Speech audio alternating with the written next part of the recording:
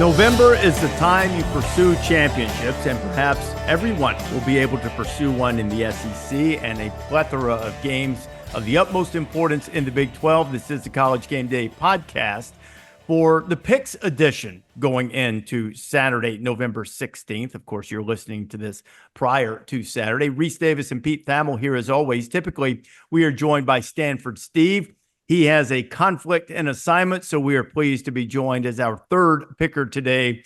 Great Matt Miller, NFL draft expert, does such a tremendous job for us in all of our coverage to get us ready for the draft, and then certainly throughout the coverage on ESPN and on ABC. Matt, good to have you with us, man. Are you ready? Are you ready to put your reputation completely on the line for picking random games between 18 to 25, 26, 27-year-olds now? They used to say 22. Now we have to up the age bracket a little bit. Yeah, it's different. I'm ready to put the reputation on the line. Thankfully, the schedule that you guys laid out, not too challenging this week, but I think in the spirit of Stanford Steve, I think I've got some upsets in here that will keep people excited.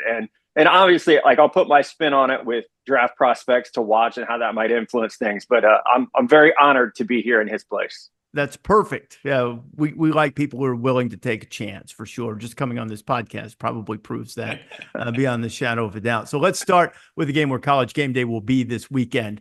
Tennessee at Georgia. Georgia has fallen to among the teams that are out of the college football playoff mix at the moment. In fact, they are the first team out. Tennessee is ranked 7th by the selection committee. So Georgia faces what is likely an elimination game. It will certainly eliminate any hope that they would have to try to find their way through the back door and tiebreakers into the SEC championship game. But if there's one thing over the last 7 years that has cured the volunteer ails, it's playing Tennessee. They've won 7 straight. None of them have been particularly close. None of them have been closer than 2 touchdowns.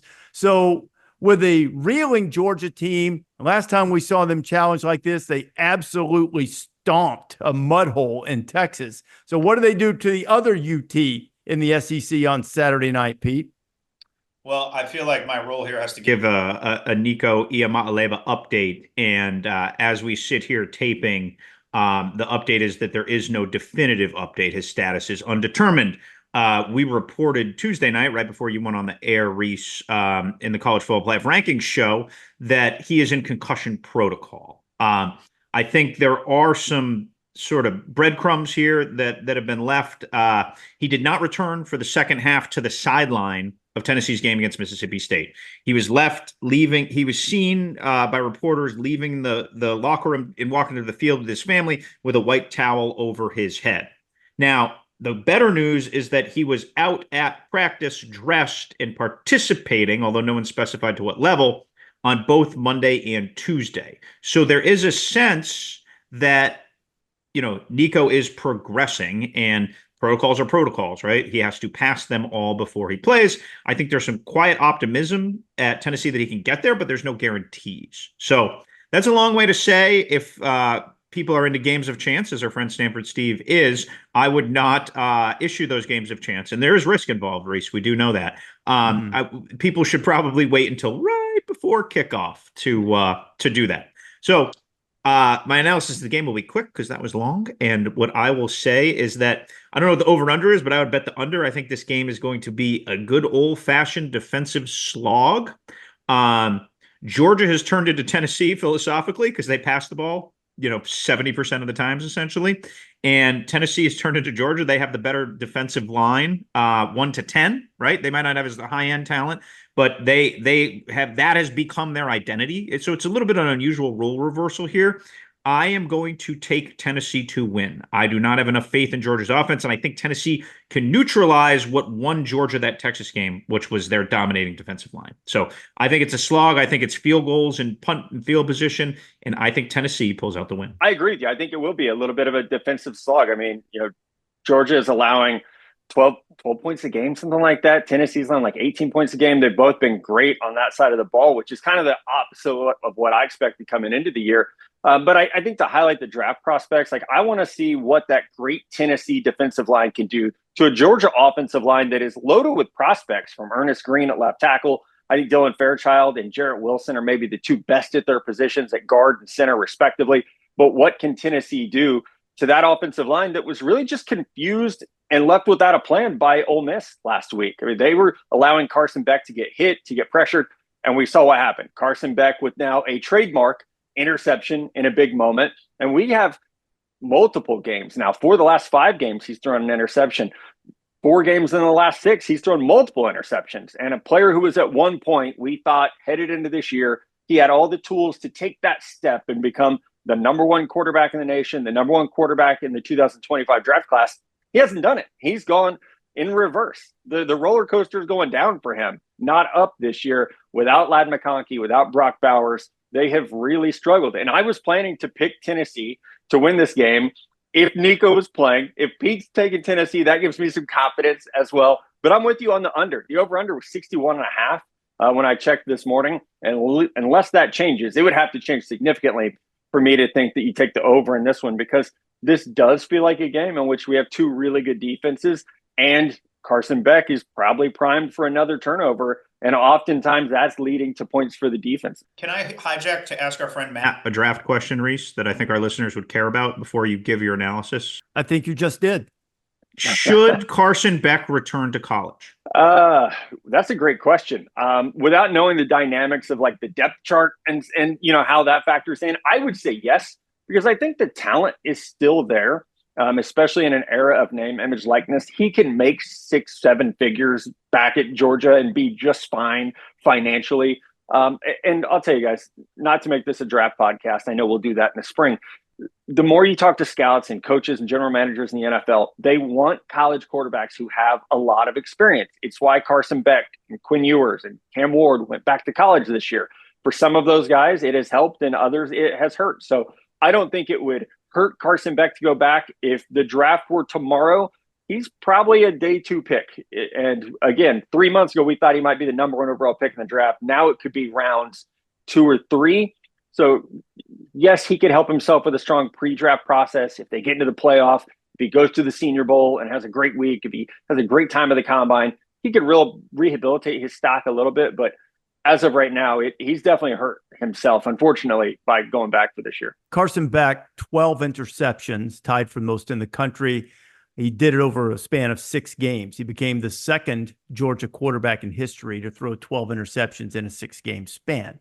The other, his offensive coordinator, Mike Bobo. So that is a list of 2 of them. Wish they weren't on. Nico Iamaleava. Scattered booze when you do that one on Saturday. Yeah, I know it. Yeah, you know that's coming too. Nico Iamaleava, will he be able to play? If he doesn't, look, my daughter's an adult now. She still loves Disney. So the backup quarterback is Gaston Moore, although I prefer to call him Gaston. So I'm hoping that Gaston gets into the game so we can say something like, no one throws like Gaston. No one runs like Gaston. No one's release is incredibly quick as Gaston. He's particularly good at anticipating. Anyway. There we go. I had to do that. A little Disney shout out. I was ready for it. If Gaston Moore does indeed play. Georgia's had a weird week. They got smashed by Ole Miss up front, as Matt mentioned. They had Jake Pope, who's one of their reserve defensive back special teams guy, who was caught on video in a very embarrassing situation in the aftermath, jumping up and down with some of his childhood friends who happened to go to Ole Miss. And Kirby said it was just stupid and said, what an idiot, and then apologized for that. Pope was embarrassed. He apologized for his actions and to the team, and everybody seems to be satisfied with it. But there's a very uneasy type of undercurrent with everything going on at Georgia right now. And with the way they got run through by the Ole Miss defensive front, who I think has higher end talent maybe overall than Tennessee. But as Pete mentioned, there are more of the Tennessee guys, and I love Tennessee's defensive front. I think they're spectacular. I wonder how in the world are they going to keep Carson Beck in place? Because as Nick Saban has pointed out, you get him off his spot. He is far less effective than he is if he is protected in the pocket. How in the world are they going to do this? And somehow I just think they will. I have said with conviction earlier this year, Georgia is the one team that I wouldn't bet against. That confidence has waned significantly. But for all of the things that Josh Heupel's done, he ended the Florida hex. He finally ended the Alabama hex. He's played them 2-2, like over the last 4 years. He won 2 of the last 3, with 2 of those coming at home. But the one thing he hasn't done is he hasn't beaten Georgia. Vols haven't been closer than 14 since the Dobb nail boot when Josh Dobbs hit Jawan Jennings on the miracle ending right after Jacob Eason had thrown a long touchdown pass to Riley Ridley in Kirby's first year. And since then, it has been complete obliteration. In fact, the average margin of victory for Georgia over Tennessee has been 4 touchdowns. It won't be that Saturday night, but give me the dogs. I'm taking Georgia again. I just, I don't think they will fail to respond with their backs against the wall like this. And I think Georgia will win the game, but they are a 10-point favorite. If Iamaleava plays, they will not cover that. If he doesn't play, and he hasn't been great, don't misunderstand, but if they have to play a backup quarterback, then Georgia might be able to cover that. But if they have their starting quarterback and their normal rhythm, Georgia won't cover that spread, I don't think, but I do think that they will win the game. Sort of a couple of also rans in the Big Ten, but we have a tight little spread here. So let's do quick pick on this one. What do you got on Michigan State and Illinois there, Matt? Yeah, I went with Illinois, and I put the over at 47.5. I think we hit the over on this one, but like you said, I think the line was 2.5 points, but I think the Illinois offense is good enough. They're averaging almost 26 points a game. They've got a top 100 prospect on defense in Xavier Scott, the corner. I look at Michigan State. They just a program that is very much in the rebuild again, or still, however you want to look at that. So I think the Fighting Illini, I get this one. Well, the one person giving Carson Beck a run for his interception money is Michigan State quarterback Aiden Childs. Now, he's obviously first full year as a starter. He's got 11 picks this year to go along with his 8 touchdowns. But the guy Matt will be talking about in 2 years in this game is Nick Marsh, the freshman receiver for Michigan State. He has not been in the Ryan Williams freshman class, but he has been a productive, very, very high-end receiver for the Spartans this year. So I think Michigan State, who has played okay the last couple of weeks, gets some momentum together and goes and pulls an upset there and gives Jonathan Smith kind of a bit of a signature win there in East Lansing. So I'm going to go with the upset. They need a couple of wins, Michigan State does, if they want to get to bowl eligibility. Brett Bielema has already reached that. Luke Altmaier's actually had a really good season for them. 16 touchdowns and only 3 interceptions. I'm going Illinois. I mean, I think Illinois wins that game. Illinois is perplexing. They almost spit up a game remarkably to Purdue earlier and then pulled it out in overtime. But I'm going to say Illinois at home that they'll win that game. Significant game in the Big 12. The worst pick in the history of picks was picking Kansas to go to the playoff, which I did. But the tail of the tape in the Big 12 for the last several years, do you win close games or do you not win close games? BYU, they have 4 wins this season by 6 points or fewer. Kansas, on the other hand, is 0-5 in one-possession games. And their other loss, their 6th loss, came in a game by 11 in which they had a double-figure lead. So, Pete Thamel, Kansas, they've already got somebody. They got Iowa State. They got a chance to get Colorado later. Do they go into Provo and get BYU? Not quite. Not quite. I wanted to, and I did call the Kansas upset last week. It's probably my only good pick all year, so I'm going to remind you about it, and then I'll move on. Jalen Daniels, 12 of 24 for 295 yards in that game. That's a weird line. When he was at his best under Andy Kotelnicki, there was a little bit more efficiency there, and maybe a little bit more sizzling creativity in the run game. I just think we have seen dreams die at night in Provo this year in a weird way. So I am going to take BYU to win. I will take Kansas on the cover. I would give the ball a lot to Devin Neal because I would want to just get the crowd out of the game, slow the game down a little bit. And I think Neal's a guy that you'll be talking about in day 3 this year, Matt. Is that right? Yeah, maybe late day 2. The all-time KU rush leader, Devin Neal. Yeah. Now, yeah. So Pete, I thought we were on the same side here. I'm going to take Kansas in the upset. Ooh. I think even traveling to Provo, I love Provo's one of my favorite places I've ever traveled for work. I love it out there. However, I think Kansas has the stuff to get this done. Just keep the ball on the ground. Like they have the number 2 rush offense in the Big 12. Just keep the ball on the ground.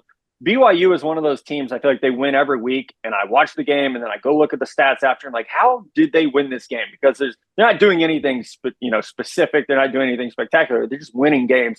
I think Kansas can get the upset. I do want to shout out Melo Dotson and Kobe Bryant, the Kansas corners. They might both deserve to. I mean, they should be all conference for sure, but they might both be all Americans the seasons they're having. Kansas has some prospects. They really do. Their center Bryce Foster is a good player as well. So BYU. Very well coached. It's a tough out. It's going to be tough at night there, but I think Kansas gets the upset. The Cougars' rush defense has been a little bit problematic statistically, at least over the course of the season. Devin Neal had a big game against Iowa State, historically tough to run against. The tough thing about Kansas is that they this year have sort of mastered the art of snatching defeat from the jaws of victory. I mean, they did it in the Kansas State game. They've done it a multitude of times this season. And for BYU, at some point, your weakness almost becomes a strength. Here's what I mean by that. You go back, and I'm not picking BYU to win the national championship, but in 2002, when Ohio State eventually won the national championship, I remember week after week sitting in the studio with Mark May and Trev Alberts, and you'd watch them, and Mark and Trev both thought Miami would eventually kill them because you watched Ohio State, and it was sort of like what you were saying, Matt. How did they win that game again? All these things worked out their way, and the same with BYU. But there comes a point in a season when you have things go your way, you start believing they're going to. And then you start making things go your way. I think that's where BYU is right now. I think Kansas puts a mighty scare into them. And there is a reason why a 6-loss team is only a 3-point underdog on the road at night at an undefeated conference-leading team. There's a reason there. They're begging you to take BYU with that small number because they think Matt Miller's right, our comrades in arid regions. But I think I got burned by Kansas early. And not going to do it again. I'm going to say BYU, maybe another week, maybe somebody else gets them. I don't think it'll be the Jayhawks this week. I think BYU will pull another great escape and remain undefeated. Team that Kansas did get last week is Iowa State. They're at home to Cincinnati. Iowa State still holding on to a sliver of hope. They need some help. They'll need to beat Kansas State. They need somebody to get Colorado along the way to try to work their way back into the Big 12 championship game. Matt, what do you think? Can the Bearcats keep the Cyclone slide going? No, I don't think they can. I think Matty Campbell fixes what went wrong against Kansas. I think they clamped down on the run game. This is not a draft scout's delight, this game. No prospects in my top 150 on either side of the ball, at least as of now for 2025. But I do think that Iowa State, with their defense, they're going to step in. They're going to correct what went wrong last week. I know it's a 9-point line. I think Iowa State covers that, and I would probably hit the over at 53.5 as well. So I'm going to cede my analysis to Matt because I have some nerdy draft questions for him on this. Have you heard much buzz on Brendan Sorsby, the Cincinnati quarterback who transferred from Indiana? I'd started to catch it a little bit from the scout world, a little bit from the agent world in the past couple weeks. As a guy who's played well this year, but maybe I just had never thought of him as a prospect. Has his name come up for you, Matt? Yeah, you're right. Agents have been asking. You get those, hey, is this a player that we should invest our time in? This is that time of year for agents to be asking that. Sure. I think for next year. Yeah, exactly. I think in a environment right now that is kind of down at the quarterback position, 2025, 2026, there's not that player that you're like, we were waiting for Caleb Williams. We were waiting for CJ Stroud, Bryce Young. We're not really doing that. So I would say everyone is a prospect right now. So he's definitely on the radar. And big game this week is certainly going to help. But I would say, you don't want to put a round projection on a guy this far out. But yeah, but just as like a guy we'll be talking about a year from now. Like that's what I was more asking than that. How about Joe Royer? Isn't he right on the cusp of your 150? The Ohio State transfer tight end? Like 175. Yeah. It's a good tight end class. So those tight ends are all that's fair. Kind of get pushed down. Yeah. All right. Just want to make sure, my info's like, ringing through true to yours. Right. That's all. You still got to pick the game. Go Iowa State. I'm picking Iowa. Are you offended by my draft nerdness, Reese? You should embrace it at this point. I thought you were trying to dodge picking the game because maybe you had lost faith in Rocco Becht, who just turned 21 years of age this week. I believe, had a big game. He put up some numbers as they tried to rally against Kansas. I've faded the Bearcats often. This may be a mistake again, but I believe, like Matt does, I believe that they'll get things right. I mean, it's rare that defense gives up over 500 yards as they did last week against Kansas. I think Iowa State gets right, stays in the hunt, hoping for some help in the Big 12 and hoping that the preseason favorite in the Big 12, which has dropped like a stone, at least in part due to injury, Utah, will help them against Colorado. Morning kickoff in Boulder.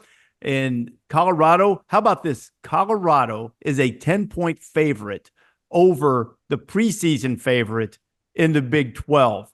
Colorado keep it rolling there, Matt? I think they do. And this will be a fun game to watch just because Utah, historically great defensively. That is no different this year. I mean, they do a great job limiting yards, limiting points. But I just think Colorado has something special going. I mean, we know how great Shedeur Sanders is. I don't have a Heisman vote. If I did, Travis Hunter would already be the name on the ballot. It would just be waiting to be mailed in. But it's the playmakers around them. You know, their offensive line has really stepped up week in, week out. That is, I think, one of the biggest stories in college football, honestly, is that a year ago we talked about Colorado has no offensive line. They're living through the portal. How can they ever build that continuity? Well, they've done it. Their offensive line looks great. This week will be a good test. For Utah's defense, I think their middle linebacker, Lander Barton, coming into the year, there was some maybe round 1, round 2 buzz for him. He has not played up to that level this year. So this could be maybe a week that he gets things back on track. But I think the Buffs are just way too hot right now. I think they win over Utah. I would definitely take Utah to cover in this game. I feel like it's a fascinating litmus for how far Colorado has come, right? Matt pointed out, I was as skeptical as Colorado's O-line as I was of any unit this season, right? They were like totally rebuilt. Their coach had never coached his own position group in college or the NFL before. I really thought that unit would take a long time to gel together. And you know what? They did fairly quickly. Really, from the second half of Nebraska on, Colorado's been pretty sound on both lines. So a lot of credit to them figuring it out. I do think Utah is going to be scrapping and clawing for its season, right? Their pride is gone. Brandon Rose, their quarterback, is going to be out now, who had just taken over the starting job and shown a little life. So we're back to Isaac Wilson. There's a little bit of been a carousel there, obviously, 3 different starters this year. But I just think there's a pride in that Utah program that's like, are we really going to get pushed around by Colorado? So I think it's close. I think it's kind of one of these. Colorado, give them credit. Nobody plays more exciting games than them, right? I mean, they're just like, for 2 seasons they've done that. So I think this falls in that category, but the Buffs figure out a way to win. There are a couple of things here. Utah's now lost 5 in a row after starting 4-0. That's wild. And you mentioned Rose being hurt, Cam Rising's hurt, even Sam Heward is out. So that with Wilson, I'm not sure who else they have after that at quarterback. There's a fifth string guy. I don't remember his name, but yeah, they have 2 functional quarterbacks. Well, no matter who plays quarterback, Utah hasn't scored more than 23 points against a Power 4 opponent. 22 is the high water mark in conference play. They scored 23 against a Big 12 team, but it was not designated as a conference game. That is the nerd nugget and caveat of the week. Dion has talked about hiring coordinators to make adjustments, much like the NFL. I think we saw some evidence of that in Lubbock on Saturday. Colorado punted the first 4 times they had the ball. Then they scored 4 straight touchdowns. And, I don't know. Utah's got great pride as a program, but they can't score. Demoralizing game that they poured everything into on Saturday night against BYU. Now you're back to another quarterback. You've got to be a little battered and bruised because BYU is a physical team as well. I think Colorado wins and covers, mostly because if Utah even hits its high water mark, do I really think that that Colorado can't get to 31, 34, somewhere in there? Utah's a really good defense, but coming off that and all that Utah's been through, I think I'm going to take Colorado. And at this moment, as we sit here, I would lay the points too. I think Utah might have been the proverbial last stand in Rice-Eccles Stadium on Saturday night against BYU and came up just a little bit short. At noon on ABC, just moments after College Game Day concludes, an old SWC rivalry. You want to think about how this game has evolved. in terms of determining a champion. 1969, Texas and Arkansas played in the regular season, Pete, and President Nixon went to the game and established it as the national championship game, declaring them the number one team in college football's centennial season in their 100th year. You don't like the committee? What if the president decided who the national champion was? It was Texas winning that game 15-14. That was the heyday of the Darrell Royals, Frank Broyles rivalry. They've met in bowl games at different times since they split and went to different conferences. The Right Reverend Houston Nutt gave him a big horns down in 2000, got Mac all hot and bothered about it. And then the last time when Sark went in there for the first time, I mean, that was an absolute skillet to the forehead. Arkansas drilled them. So what happens here? Arkansas got Tennessee. Arkansas can move the ball with Bob Petrino. What is Texas in trouble here, Pete Thamel? Well, when I think about Texas and Arkansas, I can't help but think about the game in Steve Sarkisian's first season when they went to Fayetteville and just got rocked in every sense. It was a program shaking to the core, reshaping type game. And I just have faith, Rece, that Texas is just so radically different, so much better built, so much better on each line, so much more skill. I think Arkansas can cover in this game, and I think they'll stay in the game. But I think Texas wins, and because they can control the game on both lines of scrimmage. And I'm going to transition to Matt to see what he thinks of Kelvin Banks because he had that awful game against Georgia. Georgia moved him to guard.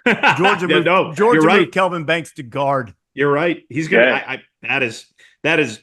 You should be mad because Rece stole your draft punditry. He did. That's by April he'll forget that, and I'll steal it back from him. So it'll be okay. He's so busy he'll forget. I'll let you have it. I probably stole it from you or Pete to begin with, so it's okay.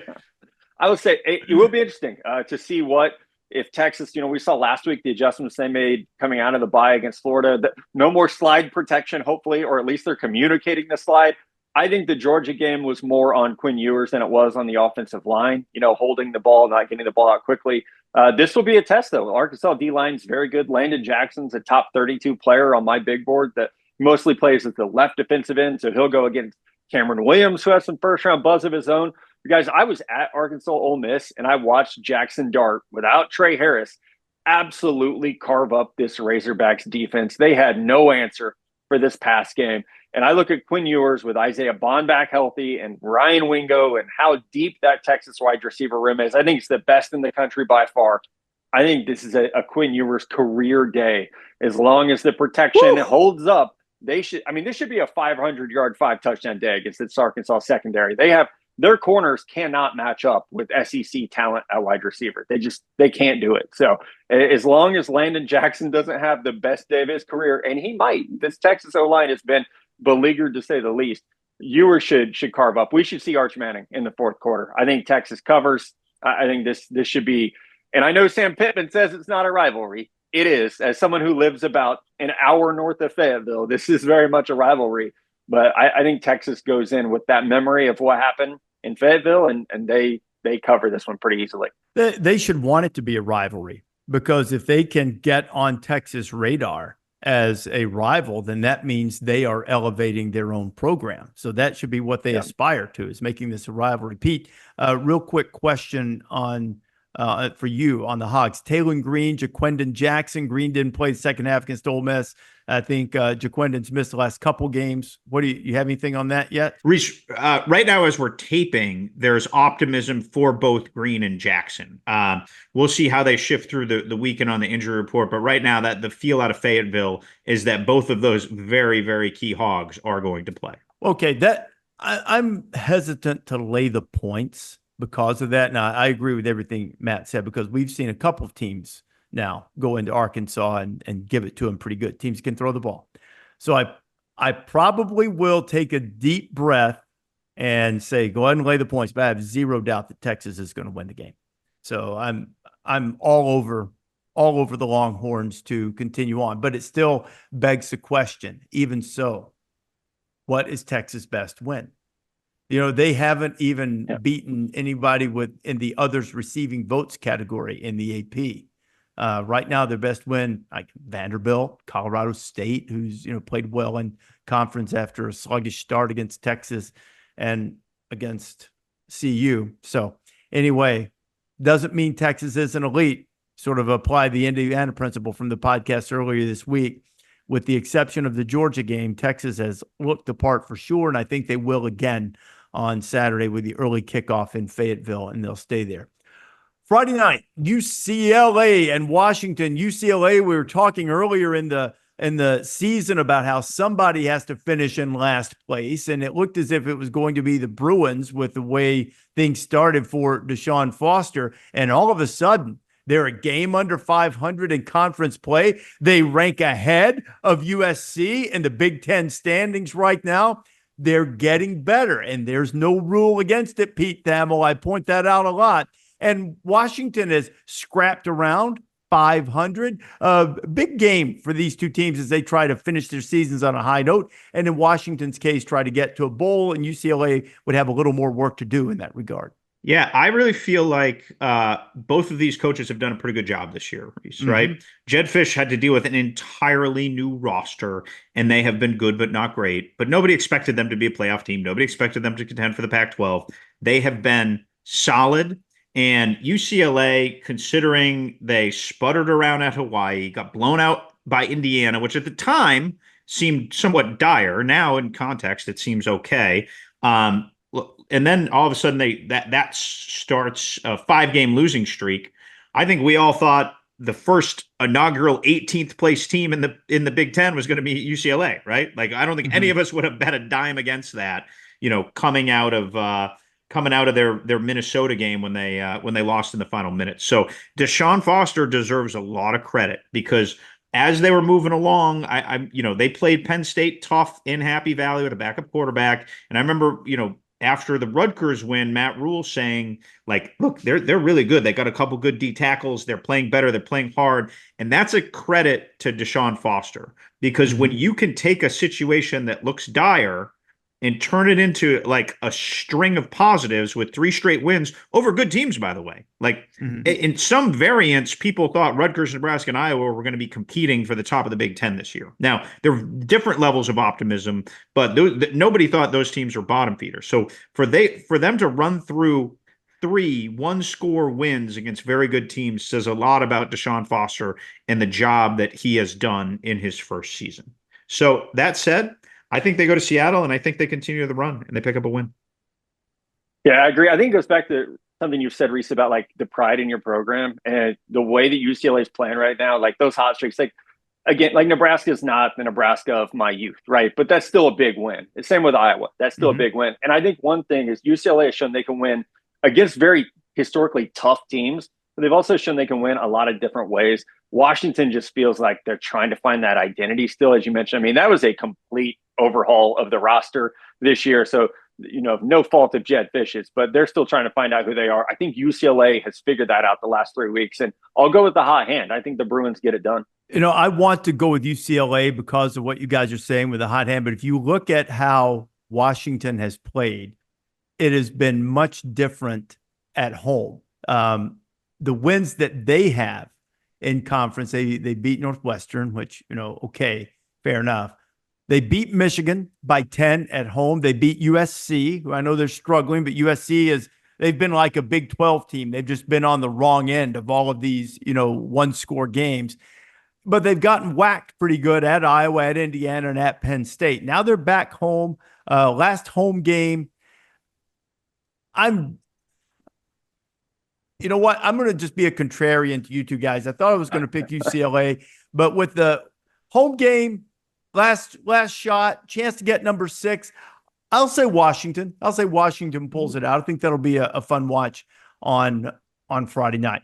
Let's go deep cut now, and this one shouldn't be cut as deeply as one might imagine. Tulane and Navy. Now, it's a huge game in the American. Navy has a conference loss. If they get a second one, then we know what's going to happen in the American Championship game. It will be Tulane against Army. Tulane has won 7 in a row. They've been blowing people out. It's senior day for the midshipmen in Annapolis, 300th Navy football game played at Navy Marine Corps Memorial Stadium, 23 seniors being honored, all kinds of emotion. Pete, will it be enough to carry them past the scorching hot green wave? So I give Navy a lot of credit. They went down to Tampa and they thumped South Florida. That's, when you're Navy and you can go to Tampa and win like they won and essentially shut down the entire offense of South Florida, it bouncing back from, the way they looked against Notre Dame. I thought that was like one of the more impressive wins this season, just for Navy to go do that. So all credit to Brian Newberry. It's been a remarkable season. Drew Cronick's got that offense, humming, and they're a lot of fun to watch. But I really think Tulane's pretty good, Rece. I wouldn't be surprised if we don't see Tulane in this playoff before we're all said and done. They've won, I believe, 7 in a row. Ward Manuel talked about it last night in some of his media availability. And Darian Mensah has been a revelation at quarterback. He will be one of the more coveted G5 guys to get pulled up this year in there. And it'll be incumbent upon John Summerall and Tulane to find the resources to keep him. So I think Tulane keeps rolling. I just think they have a little bit more horsepower than Navy. It's like two very different styles of football. That's what makes this game fun. Like Navy's going to just gash you with the run game. I think they have over five players over 200 yards rushing this year. It's wild and it's what you would expect. But I'm glad you mentioned Darian Mensah because he's one of those young quarterbacks that is on my radar that I'm watching to see what is the next step for him. Is it at Tulane? Is it somewhere else? But the development that he has shown just over the course of this year has been so much fun to watch. And I think they're just too much to handle for Navy because the different ways that Tulane can beat you. But Mensah's the key to the game. If he has the game that I think he's capable of, they win. If Navy can force a turnover or two, maybe they keep it close with that run game. But I'll take Tulane to at least win this one. I'm taking Tulane to win too, but I think it's going to be a wild, high-scoring shootout because Tulane, for all of the prowess that Summerall has shown defensively in his previous stops, they're 73rd in the country in yards per carry allowed. And to borrow from my friend Lou Holtz, that's bad luck against a team that can run the football. Meaning, obviously, it's a not a winning formula. But I think, like you guys do, that I think Tulane's probably got a few extra weapons. I'd probably take the points at home, especially with the emotion that certainly will be there for the midshipmen. But I think Tulane continues on, sews up a spot in the American Championship game, and will try their hand with Army in that championship game because Navy has to win in order to have any hope of winning some tiebreakers or some such thing. And as a reminder, the Army-Navy game at the end will not count in the standings because it will, in fact, be played after the American Championship game, which Navy's done that before. Navy did that a few years ago. They made the championship game and then had to turn around and play Army. This might be a different experience. It might be the Black Knights of the Hudson doing it this time around while they still remain unbeaten. Everybody really confident in your picks? If you're not, it's too bad because you can't change them now. You feel good about it? Feel great. I feel okay. The most confident pick that we've seen from this podcast this year was Stanford Steve's pick of the Supper Club in Baton Rouge for dinner on Thursday. I know you weren't able to make it because you flew in late. That was a mistake, Rece Davis. Yeah. That was a mistake. You couldn't get to Baton Rouge last week. I think it's because they were flying in fake tigers or something. You know what? It was Parents' Weekend at 2. And that might have been the problem. I was going to give you like a real reason, and then you got to drop the faux mic on mic. So what was the real reason? It was Parents' Weekend at Tulane? Yeah, well, that's why I had a hard time getting there because it was Parents' Weekend at Tulane. There were a lot of like really expensive 3/4 zips with the logo on my flight. So yeah. Well, the thing was, Pete, is at this stage of my career and life, I try to avoid the dark 30s. I could have gotten there early, dark 30, but to leave at a reasonable hour, it took forever to get there. But I did get to experience the Supper Club with the food on the set. And I'm sure it was better when it was piping hot right out of the kitchen. And it's hard to imagine how it could have been any better because it was spectacular. It was spectacular.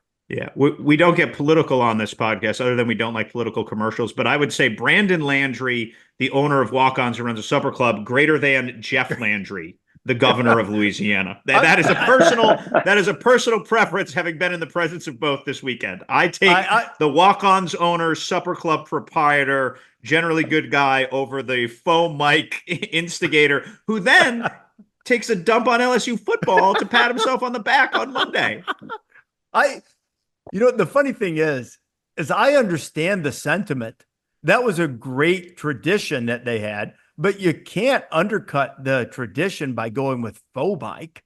I mean, we talked about this on the podcast Monday. You just have to lobby and use your powers of persuasion. And the fact you're the governor. Exactly. So that's what everyone knows. That's why they lost, right? Well, down in the bayou, you don't want to bring any bad juju into the mix. And that's what they did. Can you imagine that 9 a.m. athletic department meeting on Tuesday? Okay, we got the NIL taking care of training tip. Oh, yeah. The governor wants to bring a live tiger onto the field before the football game. The fascinating thing is that nobody seemed to be on board with this idea except him, and it still happened, which I got to tell you, that's happening. I do kind of admire that. I got to give it to him. Nobody, I don't agree with the decision to bring faux Mike in there because I think you work a way to get real Mike in there. Faux Mike, I don't know. A lot of pressure was on faux Mike and he didn't come through. He didn't bring any good luck at all. No, so. he sure didn't. Now that we're off the rails. That's all right. We'll see what faux Mike's position is. See if he's got a plank in his platform on defending the quarterback run. That would be something. Well, they could have used him. Yeah. Well, maybe whoever Florida ends up playing at quarterback, I would imagine the quarterback will try to run the ball on Saturday against LSU. That would be my guess. That's the biggest stone cold lock I can give you for this week. Matt, thanks for sitting in for Stanford Steve. Thank you guys for listening. College Game Day podcast. Download wherever you prefer to get your podcast, or better yet, subscribe so you never miss a single insight about faux Mike.